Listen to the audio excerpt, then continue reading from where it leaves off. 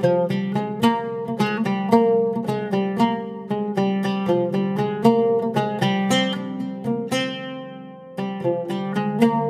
nasta'in ala umuri dunya waddin.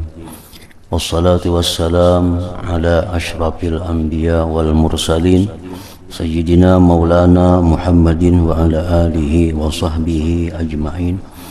Qala al-musannif al-imam Abu Hamid al-Ghazali rahimahullah wa nafa'ana bi'ulumihi fid darain. Al-babu sabi'u fi haqiqatil mauti wa ma yalqahul mayyitu fil qabr ila nafkhatis sur. Bayanu haqiqatil maut, i'lam anna linnas bi haqiqatil mauti zununan kadhibatan qad akhta'u fiha. Fa zanna ba'duhum anna al-mauta huwa al-adam wa innahu la hashra wa la nashra wa la aqibata lil khair wasyarr. Wa anna mautal insan ka mautil hayawanat wa jafafin nabat. Wa hadha ra'yul mulhidin wa kulli man la yu'minu billahi wal yawmil akhir. Wa zanna qaumun annahu yan'alimu bil maut wa la yata'allamu bi iqab wa la yatana'amu bi thawab ma dama fil qabri ila ayyu'ada bi waqtil hasyar. Wa qala akharun innar ruh baqiyatun la tan'alimu bil maut wa innamal musabu wal mu'aqabu hiyal arwah dunal ajsad wa innal ajsad la tub'asu wa la tuhsyaru asla. Wa kullu hadhihi zununun fasidatun wa ma'ilatun anil haqq. Balil ladzi tashhadu lahu turuqul i'tibar wa tantiqu bihil ayatu wal akhbar annal mauta ma'nahu taghayyuru halin faqat. Wa anna ar-ruh baqiyatun ba'da mufaraqatil jasad imma mu'azzabatun wa imma mun'amah ila akhir. Makna kalam Imam Al-Ghazali rahimahullah wa nafa'ana bi ulumi, bab ke-7 tentang hakikat kematian. Artinya apa yang dimaksud dengan mati itu,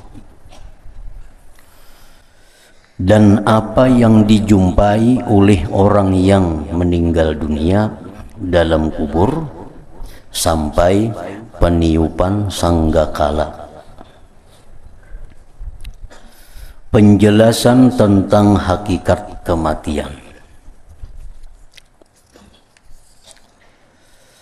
Ketahuilah bahwasanya bagi manusia tentang hakikat kematian ada sangkaan-sangkaan, perkiraan-perkiraan yang dusta yang mereka tersalah padanya.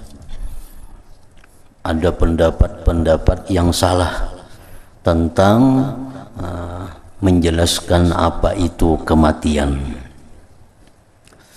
Maka sebahagian mereka di antara manusia menyangka bahwa kematian adalah tiada. Artinya kematian itu adalah merupakan peniadaan. Begitu mati habis. Nah, itu artinya. Ada sebagian manusia yang menyangka bahwa begitu kita mati itu habis perkara. Begitu mati selesai urusan. Artinya kada ada lagi selanjutnya beritanya, kisahnya, kejadiannya. Begitu mati tutup buku. Nah, ini paham nang dianut oleh orang-orang nang mau bunuh diri, orang nang mau begantung, orang nang mau minum minuman yang mematikan, karena dianggapnya begitu mati selesai. Orang banyak hutang sana sini, dianggapnya bila mati habis. Nah, itu orang biasanya pengikut paham ini bisa bunuh diri, karena begitu bunuh diri mati selesai urusannya. Dan bahwa tidak ada pengumpulan, tidak ada pengumpulan, tidak ada mahsyar, tidak ada padang mahsyar, itu kada ada ajarnya. Tidak ada kebangkitan dan tidak ada akibat bagi kebaikan dan kejelekan. dan bahwa kematian manusia adalah seperti kematian binatang dan keringnya tumbuh-tumbuhan. Tadi begitu mati, anggapannya habis perkara. Nah, ini adalah pendapat paham orang-orang yang mengingkari adanya Tuhan. Ini orang-orang yang pahamnya meniadakan Tuhan, dan semua orang yang tidak beriman kepada Allah dan hari akhir. Jadi orang yang tidak beriman kepada Allah, kada beriman kepada hari kiamat, maka pahamannya itu demikian. Bila sudah mati artinya habis. Nah, orang-orang seperti ini banyak pemahaman seperti ini. Dalam Al-Quran Allah menjelaskan tentang adanya kelompok yang berpendapat seperti itu tadi. Aiza mitna wa kunna turaman wa idhaman a inna lamab'utsun. Ujarnya, amunnya kami mati, kami sudah jadi tanah, kami sudah jadi tulang belulang, mungkinlah kami diangkat lagi. Macam apa mengangkatnya? Sudah jadi tulang belulang, ada jadi tanah. Nah, ini orang yang kada beriman dengan kekuasaan Allah Subhanahu wa ta'ala.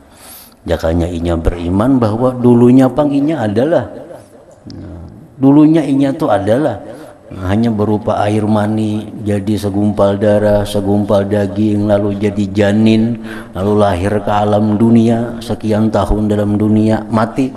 Nah, Allah yang maha mencipta di awal sesuatu makin mudah lagi untuk mengembalikan sesuatu itu. Allah yang mencipta dari awal manusia, tentu lebih mudah lagi Allah mengembalikan manusia itu kepada kejadiannya. Nah, jadi itu orang yang kada beriman dengan Allah, kada beriman dengan hari kiamat. Orang yang menganggap bahwa kematian itu merupakan selesai. Dan suatu kaum menyangka, ada lagi orang-orang yang berpendapat bahwa ia menjadi tidak ada dengan kematian, dan ia tidak merasa sakit dengan siksaan, dan tidak merasa nikmat dengan pahala selama ia dalam kubur sampai dikembalikan pada waktu pengumpulan manusia. Jadi ini orang, ini golongan, ini mazhab yang meniadakan barzakh, meniadakan barzakh. Jadi ujarnya begitu orang mati, nah habis itu kada akan merasa ada azab, kada akan merasa ada nikmat, kecuali kaina sesudah dikumpul di padang mahsyar. Nah, di situ hanya ditentukan ke surga atau ke neraka. Jadi masalah azab kubur, nikmat kubur, nah mereka itu kada percaya, kada percaya. Mereka meniadakan itu.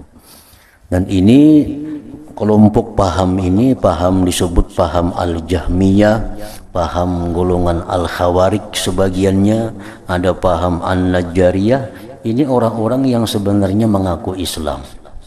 Ini beriman kepada Allah, beriman hari kiamat, cuma pendapat mereka kada ada masalah kubur itu. Masalah kubur itu kada ada.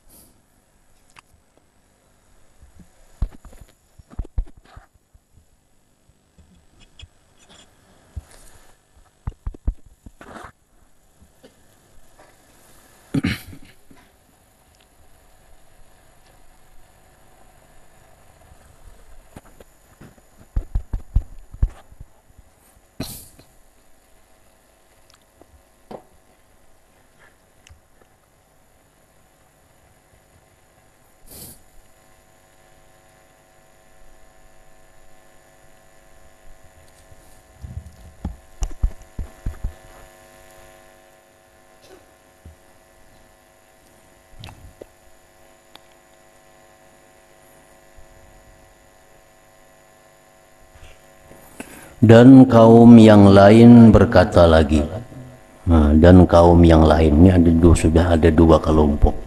Kelompok yang pertama kafir. Nah, kelompok yang kedua ini dia kada kafir kepada Allah, dia kada kafir kepada mahsyar, kepada surga neraka, tapi mereka meniadakan tentang azab kubur dan nikmat kubur. Dan kaum yang lain berkata, yang ketiga, sesungguhnya roh itu kekal, tidak menjadi tiada dengan kematian. Hanya saja yang diberi pahala dan disiksa adalah roh, tidak tubuh. Dan sesungguhnya tubuh itu tidak dibangkitkan dan tidak dikumpulkan sama sekali. Ini paham dua kelompok mazhab yang ketiga ini. Nya percaya dengan azab-azab yang berkaitan dengan akhirat, nya percaya dengan nikmat-nikmat kelezatan yang berkaitan dengan akhirat, tapi mereka kada percaya kalau tubuh yang ini yang dibangkit oleh Allah. Mereka kada percaya kalau tubuh ini yang akan disiksa di dalam kubur. Jadi jar mereka ini yang disiksa, yang diberi kelezatan itu hanya adalah roh-roh mereka. Jasadnya kada ada lagi hubungannya.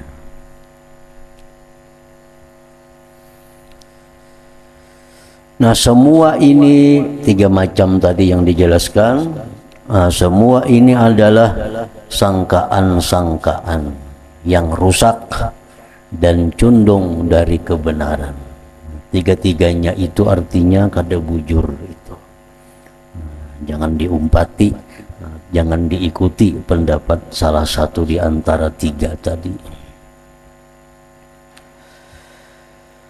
Tetapi yang disaksikan baginya oleh jalan-jalan i'tibar dan dituturkan oleh ayat-ayat dan hadis-hadis adalah bahwa kematian artinya adalah berubahnya keadaan semata-mata.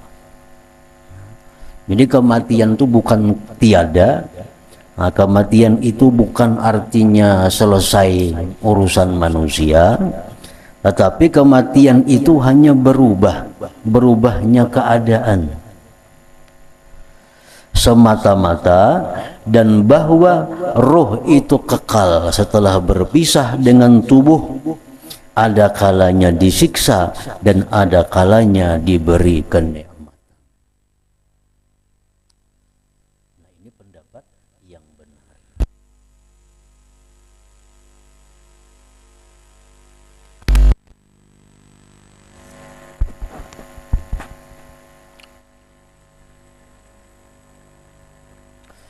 Arti berpisahnya roh dengan jasad. Manusia ini menurut Izzuddin Ibnu Abdissalam, manusia itu mempunyai ruhain, mempunyai dua roh. Nah, yang pertama disebut dengan ruhul yaqazah, yang kedua disebut dengan ruhul hayat. Ruhul yaqazah itu bila lepas dari tubuh kita maka kita guring. Nah, itu roh juga, ruhul yaqazah ngaran. Mengembara kemana-mana, makanya ada mimpi macam-macam, itu disebut ngarannya ruhul yaqazah. Nah, yang kedua ujar Sidin, ada ruhul hayat. Nah, ini bilanya keluar itu manusia mati, artinya kada akan bisa berbuat apa-apa lagi, kada akan bergerak lagi. Nah, arti berpisahnya roh dengan jasad adalah terputus tindakannya si roh itu daripada jasad, dengan keluarnya jasad, dengan keluarnya atau dengan berhentinya jasad dari taat kepadanya roh tadi. Nah, roh itu selama dalam tubuh kita, maka jasad ini tunduk patuh kepada roh. Nah, apabila roh itu sudah keluar dari jasad, terputus, nah maka jasad ini dia durhaka dengan roh. Arti durhaka itu kada taat lagi dengan roh, karena rohnya sudah keluar dari mamlakatul jasad, dari kerajaan tubuh ini. Jadi selama roh itu ada dalam tubuh kita, maka mata semuaan yang tubuh ini adalah tunduk patuh kepada roh. Kalau roh sudah keluar dari jasad, nah maka seluruh yang ada di tubuh kita ini dia sudah berhenti taat dengan roh itu.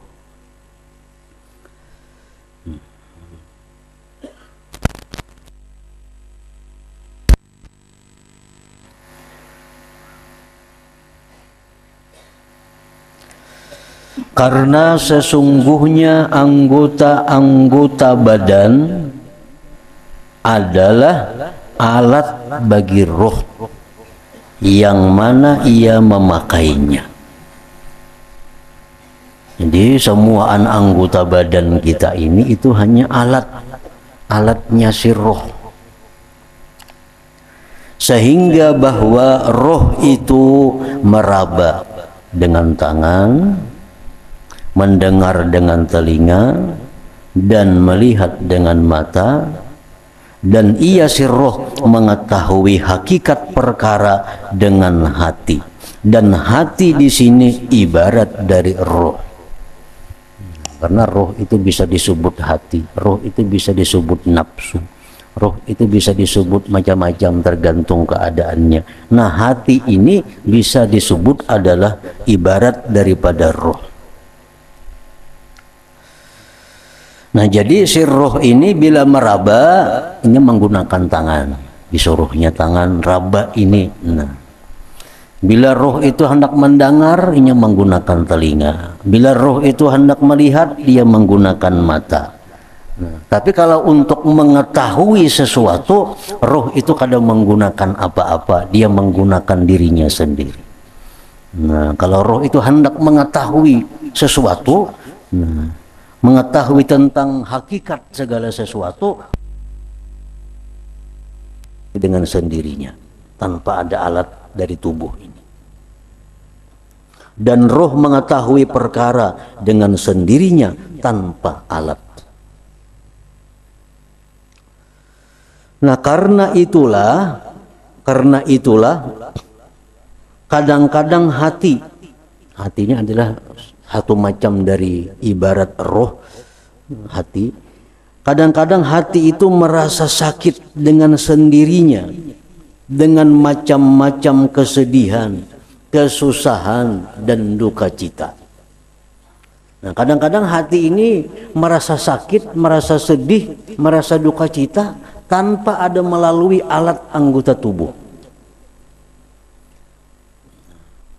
Bisa kita kadang mendengar berita apa-apa, kadang melihat apa-apa, kadang merasa apa-apa, tapi hati ini bisa gelisah sorangannya. Nah, itu menunjukkan bahwa hati ini dia mengetahui sesuatu tanpa memakai alat yang ada di tubuh. Memang bisa kita mendengar ada berita sakit hati, melihat ada sesuatu bisa sakit hati, tapi kadang-kadang tanpa ada melihat apapun, tanpa ada mendengar apapun, hati kada nyaman. Nah, itu menunjukkan bahwa hati ini dia mempergunakan dirinya sendiri untuk mengetahui sesuatu, merasakan sesuatu. Jadi hati itu ibaratnya roh. Nampak aja hati sekali nyaman, nah, padahal kada ada apa-apa. Mendengar kabar apa kada ada, melihat apa kada ada, cuma kenapa hati sekali nyaman, asa gelisah. Nah, kalau mata sudah jelas bila melihat, nah mendengar, tangan meraba. Tapi kalau hati bisa tanpa mereka itu. Dan ia si hati atau roh ini, dia merasa nikmat dengan macam-macam kesenangan dan kebahagiaan. Hati kita bisa nyaman, hati kita bisa merasa lapang, padahal kita kadang melihat apa-apa, kadang mendengar kabar apa-apa, kadang mencapai apa-apa. Timbul kenapa hati asa nyaman, asa tenang. Nah, itu menunjukkan bahwa hati ini dia mengetahui sesuatu tanpa memerlukan alat-alat yang ada di tubuh manusia. Dan semua yang demikian itu tidak berhubungan dengan anggota badan si hati atau roh tadi.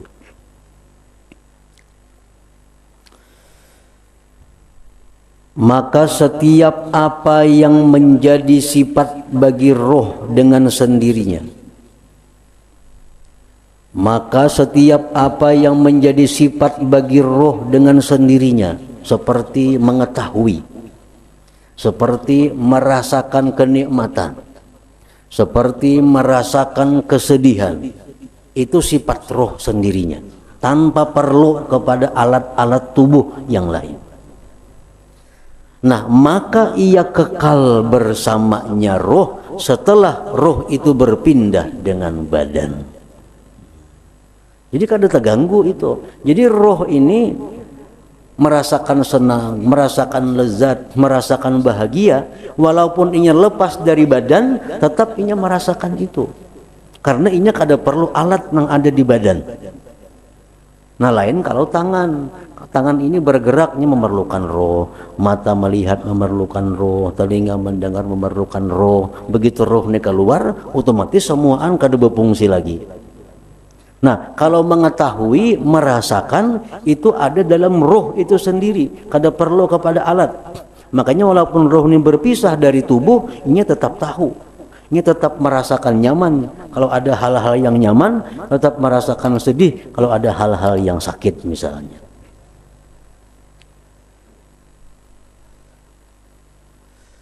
Nah, maka ia si roh kekal bersamanya setelah berpindah dengan badan.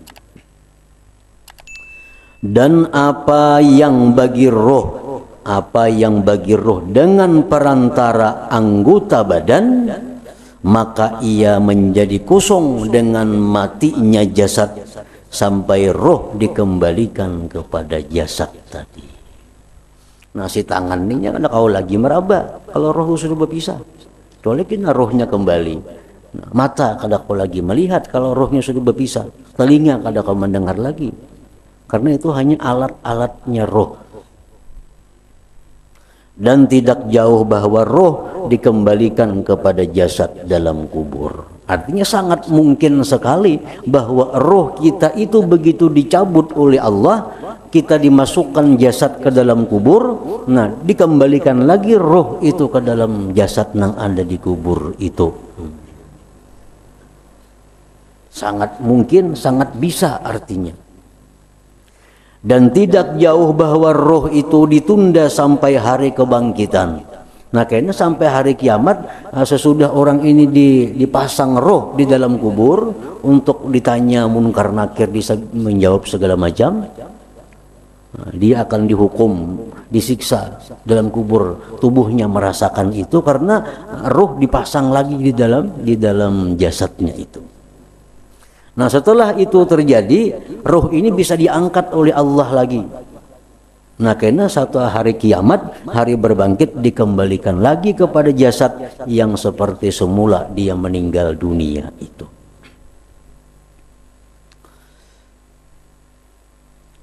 Dan Allah adalah lebih maha tahu dengan apa yang diputuskan atas setiap hamba dari hamba-hambanya. Nah, jadi di akhirat kelak, Allah kembalikan lagi roh kita kepada jasad kita. Jasad kita yang sudah hancur itu, satu mat saja itu Allah menjadikan dengan kalimat kun pun, maka jadilah seluruh tubuh kita yang dalam kubur itu sebelum kita bangkit lagi ke alam akhirat. Jadi tubuh kita ini dalam kubur si tubuh ini, lalu dimasukkan lagi roh di situ. Lalu bisa menjawab, bisa mendengar, melihat munkar nakir, bisa melihat binatang-binatang yang ada dalam kubur yang akan menyiksanya. Nah, dikembalikan lagi.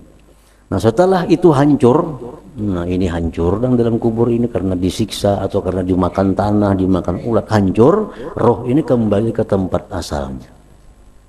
ke tempat simpanannya, di mana bisa di Iliyin atau bisa di Sijin. Kalau roh tuh roh baik di Iliyin kumpulannya, kalau roh tuh roh yang kada baik di Sijin. Nah, kayaknya sampai pada hari kiamat roh ini dikembalikan lagi kepada jasad. Jasad nang mana? Jasad nang inya mati pada waktu itu. Jasad nang pada inya waktu mati. Misalnya nya mati begundul, umpamanya rahatan begundul. Makanya di situ begundul itulah keadaan terakhir seseorang. Hadis Nabi mengatakan yub'atsu kullu 'abdin 'ala ma mata 'alai. Manusia itu dibangkit atas keadaan yang dia mati atasnya. Ujar ahli hadis menyatakan wan nas yub'atsun 'ala ma matu 'alai min hayatin wa amal. Nah, manusia itu dibangkit di hari kiamat itu dari keadaannya dan amalnya. Misalnya orang nih waktu akhir hayatnya dia jadi pedagang. Nah, di akhirat kena kelak dia akan dimasukkan dalam golongan pedagang. Walaupun sebelumnya ini misal jadi perampok, sebelumnya jadi pegawai negeri, sebelum jadi buruh, tapi pada waktu akhirnya hidupnya jadi pedagang, nah pedagang itulah statusnya di akhirat digolongkan ke golongan pedagang. Nah, orang yang pada akhir hayatnya misalnya jadi pegawai negeri, jadi PNS, matinya di PNS. Nah, di akhirat kayaknya dia akan digolongkan dengan golongan itu. Walaupun sebelumnya jadi pengangguran, sebelumnya jadi pedagang, sebelumnya kada jadi masalah, tapi waktu akhir itu. Nah, itu amal. Demikian pula hayat keadaan. Orang yang waktu meninggalnya dalam keadaan misalnya betatu awaknya, kena di akhirat betatu juga. Orang yang dalam waktu akhir hidupnya keadaannya misalnya besi singut, di situ pun besi singut juga. Nah, persis keadaan kita mati, itulah kita dibangkitkan. Nah, jadi tubuh kita nang hancur dalam kubur tadi itu sudah sekali hancur, dimakan tanah atau disiksa atau di apa. Tapi kayaknya di padang mahsyar dikembalikan seperti keadaan kita, nah, kita mati itu.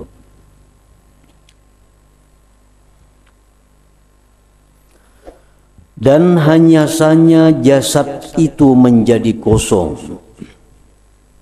Jasad itu menjadi kosong dengan kematian adalah menyerupai kosongnya anggota-anggota badan orang yang lumpuh dengan disebabkan kerusakan tabiat yang terjadi padanya dan dengan disebabkan kesukaran yang terjadi pada urat-urat saraf yang mencegah pengaruh roh padanya.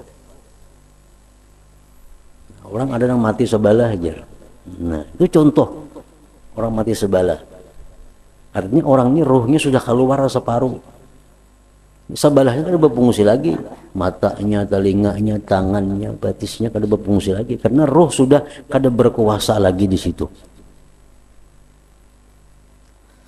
Maka roh yang mengetahui, yang berakal, yang memperdapati itu masih tetap lagi memakai sebagian anggota badan dan sebahagiannya durhaka kepadanya.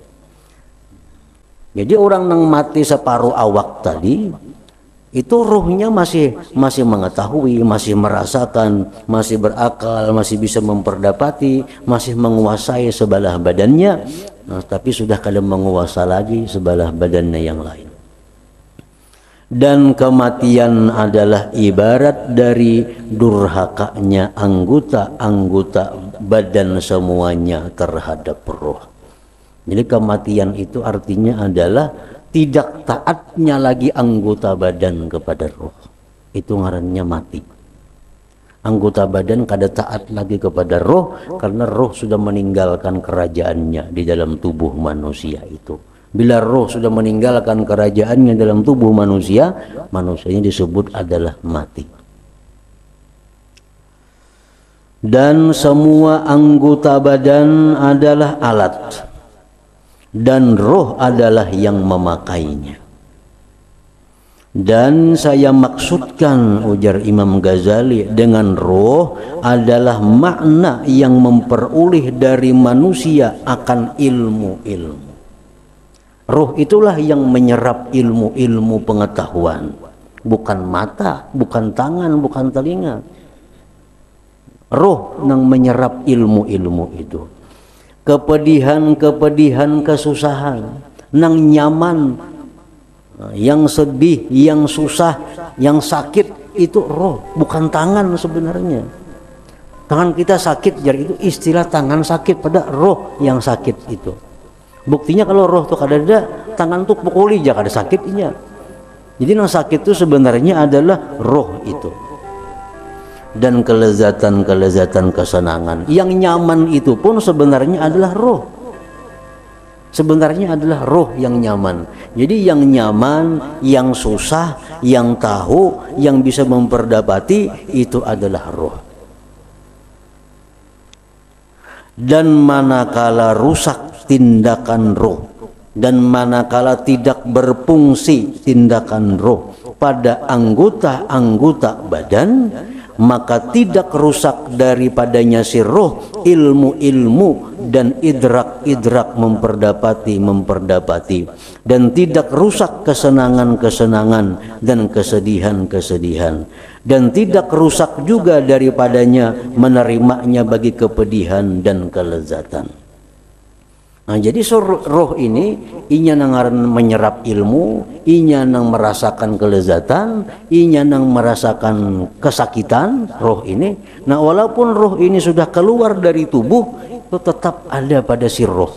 Bisa tahu, bisa menyaksikan, bisa sakit, bisa nyaman. Sedangkan tubuh sudah kada berfungsi lagi karena rohnya sudah keluar. Dan manusia pada hakikatnya adalah makna yang memperdapati ilmu-ilmu, kepedihan-kepedihan dan kelezatan-kelezatan, dan yang demikian itu tidak mati, yakni tidak menjadi tidak ada. Jadi manusia itu sebenarnya kada mati, cuma hanya berpindah-pindah, berubah-ubah keadaannya. Macam kita sekarang merasakan sakit, merasakan nyaman. Kalau kita mati, apakah kita masih merasakan nyaman atau itu? Masih. Karena roh kita masih ada. Cuma jasad kita memang kada merasa lagi. Jasad digatuknya kada mau menyinggahi lagi, diminuminya meluak. Karena kada ada lagi roh di situ. Perkara kelezatan, kesusahan, itu roh masih merasakan. Karena itu miliknya roh. Sedangkan di tubuh tadi hanya alat-alatnya. Jadi pada hakikatnya manusia itu tidak mati. Dalam arti habis. Nah, dikatakan manusia itu mati, itu artinya adalah berpindah, berubah keadaan kepada keadaan yang lain. Dulunya roh, nah itu menguasai tubuh. Sekarang kalau sudah roh berpindah, berpisah, nah itu rohnya masih tetap ada. Roh masih tetap tahu, roh masih tetap merasa nyaman kalau diberikan nikmatan oleh Allah. Roh merasa sakit kalau dia diazab oleh Allah Subhanahu wa ta'ala.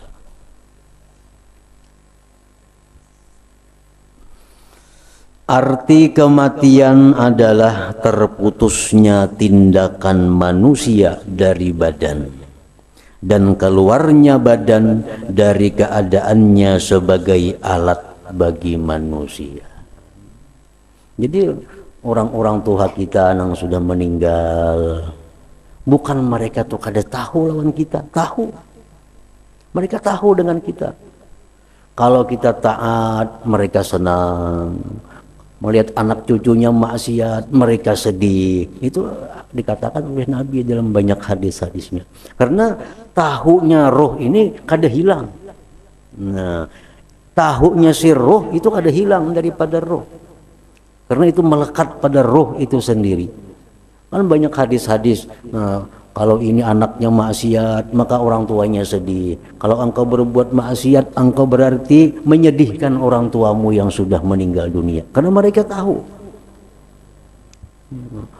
Sin bercari, berusaha, nukar sepeda motor, sekali mati anak yang bawa sepeda motor dalam maksiat. Nah, alangkah sedihnya roh itu di alam sana itu. Kalau harta warisan digunakan untuk taat kepada Allah, untuk kebaikan, alangkah senangnya, gembiranya roh melihat ahli warisnya menggunakan warisan dalam kebaikan di jalan Allah Subhanahu wa ta'ala. Dan itu kada terputus, mereka selalu tahu. Jadi yang dianggap bila mati itu kada tahu lagi, tahu benar.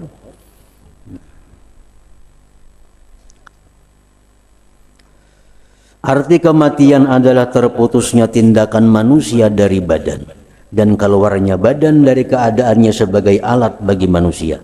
Sebagaimana bahwasanya makna kelumpuhan adalah keluarnya tangan dari keadaan sebagai alat yang dipakai, maka kematian adalah kelumpuhan secara total, kelumpuhan secara keseluruhan pada seluruh anggota badan. Dan hakikat manusia adalah dirinya dan rohnya, dan itu kekal. Tetapi keadaan manusia menjadi berubah dari dua segi, dari dua sisi. Satu, bahwa dirampas daripadanya matanya, telinganya, tangannya, kakinya, dan semua anggota badannya. Jadi ngaran manusia itu sebenarnya adalah roh, itu ngaran manusia, bukan anggota tubuh ini. Nang bangaran si manusia itu adalah roh itu. Roh itulah yang intinya manusia. Nah, dengan kematian, dengan berpisahnya roh dari jasad ini, dirampas daripada roh, daripada si manusia nih, matanya, telinganya, tangannya, kakinya, dan semua anggota badannya dirampas. Dan dirampas daripadanya istrinya, anaknya, kerabat-kerabatnya, dan semua kenalannya. Dan dirampas daripadanya kudanya, binatang-binatangnya, budak-budaknya, rumahnya, kebunnya, dan beserta miliknya yang lain. Dan tidak ada perbedaan antara bahwa perkara-perkara ini dirampas dari manusia dan di antara bahwa manusia dirampas dari perkara-perkara ini. Dirampas itu ada barangnya yang dirampas, ada manusianya yang dirampas. Ada manusianya masih ada, hidup, tapi barangnya dirampas orang, sehingga hiduplah dia sebatang kara. Orangnya ada, cuma bininya dirampas orang, anaknya dirampas orang, harta bendanya habis dirampas orang. Nah, ada juga barang-barangnya utuh, manusianya dirampas orang. Iya, mati ini. Rumahnya ada, bininya ada, anaknya ada, tapinya kadang kau lagi makai. Kenapa? Karena dirinya dirampas oleh orang. Contohnya kayak apa? Misi harta banyak, anak banyak, semuaan banyak, dibuat orang dalam penjara. Hartanya kadang dirampas orang, cuma dirinya dirampas orang. Nah, sama aja pada dirampas juga ngarannya. Dan tidak ada perbedaan antara bahwa perkara-perkara ini dirampas dari manusia dan di antara bahwa manusia dirampas dari perkara-perkara ini. Maka sesungguhnya yang menyakitkan adalah perpisahan itu. Yang menyakitkan bukan dirampas itu sebenarnya. Yang menyakitkan itu perpisahannya itu. Dulunya berkumpul jadi tak pisah. Dulu kau memakai ini, kadang kau lagi memakai ini. Dulu kau menggunakan ini, kadang kau lagi. Nang sakit tuh itunya, bukan dirampasnya itu. Dan perpisahan itu hasil terkadang dirampas harta seseorang dan terkadang dengan ditawannya seseorang dari milik dan hartanya. Dan kepedihannya adalah satu dalam dua keadaan itu. Dan hanya saja arti kematian itu adalah dirampasnya manusia dari harta-hartanya dengan diusirnya ke alam yang lain yang tidak sesuai dengan alam ini. Nah, jadi artinya kematian itu bisa juga dikatakan manusia dirampas, dibawa ke alam lain. Itu kematian bisa diartikan bahwa dirampas si manusianya, dibawa ke alam lain. Maka kalau ia mempunyai sesuatu dari dunia yang ia berjinakan hati dengannya, bersenang-senang dengannya, dan menganggap dengan adanya, maka besarlah penyesalan atasnya. Kalau manusia yang dirampas nih, manusia yang dirampas, yang mati nih, biasanya sudah ramai dengan dunianya, biasa berjinak-jinak dengan hartanya, berjinak-jinak dengan anak bininya, berjinak-jinak dengan kenalannya. Begitu dia dirampas, dibawa ke alam lain, sehingga kada bisa lagi berkumpul dengan mereka, nah itu makin susah penyesalannya, itu makin sakit, makin sakit.